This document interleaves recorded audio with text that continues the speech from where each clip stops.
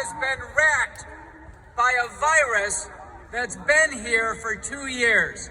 And the doctors who stand in front of you early on in the pandemic used all their clinical skills and knowledge and compassionately treated each and every high-risk patient to the best of their ability to prevent two bad outcomes: hospitalization and death. And they have demonstrated through the totality of their work, both clinical, research, and from an ecologic perspective, they have demonstrated that the vast majority of hospitalizations and deaths that occurred in this country could have been prevented. What was the shortcoming? What was the shortcoming? The shortcoming is we never had a full-throated endorsement from our government agencies, the CDC, the NIH, and the FDA, nor the White House Task Force.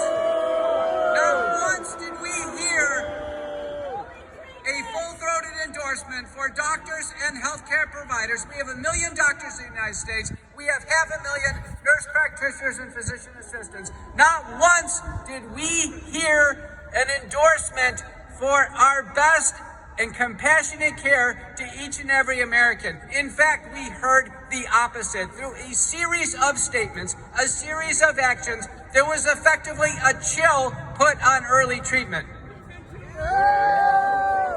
Those efforts that were being put forward by the best doctors in America, those efforts were impeded.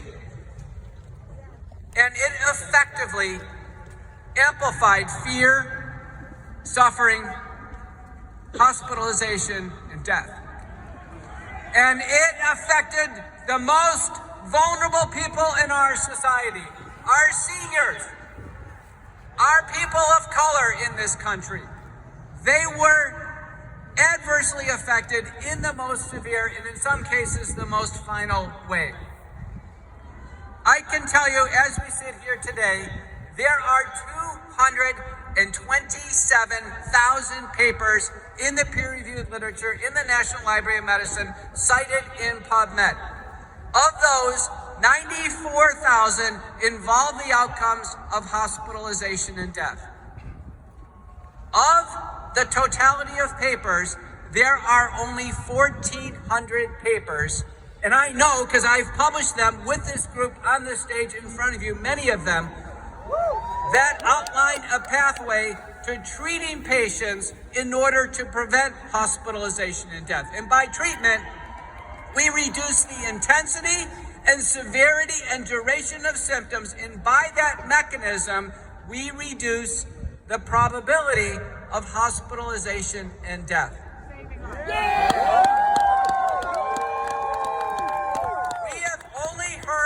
A two-pronged strategy. One is to stay in lockdown, wear masks, social distancing, and wait for a vaccine. That's what we've heard the entire time. Now, there's not a single person here that is against the broad use of vaccines as we use them in our clinical practice, myself included. But when the vaccines were in development, we knew it was a gamble. I published that it was a gamble. It was a gamble of a lifetime, if not a gamble of all time for humanity. And what you're going to hear today is you're going to hear the careful vetting of the risks and the benefits and the totality of what we are looking at today. And I want to finish with a final thought. And that is, we have 3 critical circles that all of you are in today. We have a circle of medical freedom. You have the freedom. You, and you alone, have the autonomy over your body.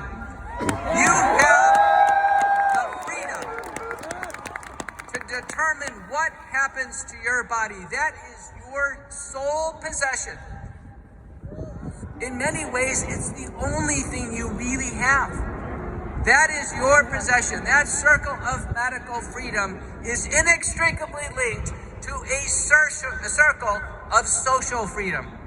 And that social freedom includes your family and your employment and your faith, and involves your overall citizenry in any country that you reside, in any state that you reside. And that is inextricably linked to the circle of economic freedom. Medical freedom is linked to social and economic freedom. If we allow the circle of medical freedom to even be touched, let alone be broken, all the circles fracture. They all do. And it crumbles. The writing is on the wall. And the determination to preserve medical freedom is in your hands. It's in your personal hands. It can't be any more clear. This moment cannot be more decisive. So join me and join these heroic doctors and nurses and others in helping bring America home. Thank you.